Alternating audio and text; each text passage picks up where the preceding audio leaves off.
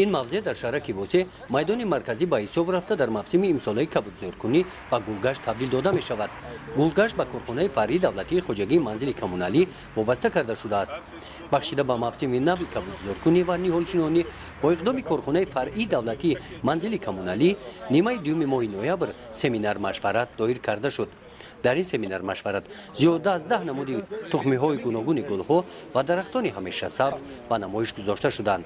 مقصد تشکیل نمودن سمینار مشورت ناحیه واسه امروز برای تامین نمودن تخم‌های گل‌ها با همه تشکیلات ناحیه. ما امروز در شهرک تشکیل کردیم سمینار مشورت. اینا را برای هم آمده دیدن تخم‌های گل‌هایی که ما تیار کردیم برای در آینده آباد زیبا گرداندن شهرک. اما آمده دیدند از تکلیف کردیم که مرحمت اینا آمده همین گل‌ها برده در نزد کارخانه‌تون بسازونید. تخم‌های گل‌ها را همین تخم‌های دستپروری خودمان هستند. همینجا در همین گل باغ کاریدیم، نه در همین کوچه کاریدیم. همین رو تخم‌هاشون همش جمع کردیم، 6 نمودی تخم گل جمع کردیم. اینا حاضر آماده هستیم که در جایی که کسی در کار باشه برده بشنونه. گل‌ها رو ما شنبه می‌آوردیم.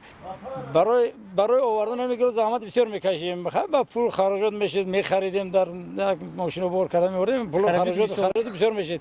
حاضر همین را خودمون تشکیل کردیم که به یگان خراجات همین گل‌ها همه 6 7 نمود گل در کارخانه داریم. در گرمخانه داریم، در انبار کارخانه داریم برای در کوچه کاریدن همین گل‌ها. به یگان زحمت از حساب خودمون همین کار حل میشه. کارخانه فرعی دولتی خوجگی منزل کمونالی ناحیه واسه برای کبوتر نمودن محیط زیست از گرمخانه استفاده می نماید. در گرمخانه تخم‌های گوناگون گل‌ها پرورش کرده می شوند که در موسم کبوترکنی با تشکیلات مؤسسه ها پیشنهاد کرده می شوند. گزارش خواجه نظریف خدای نظر ظهوروف از ناحیه واسه برای برنامه اطلاعاتی نوید.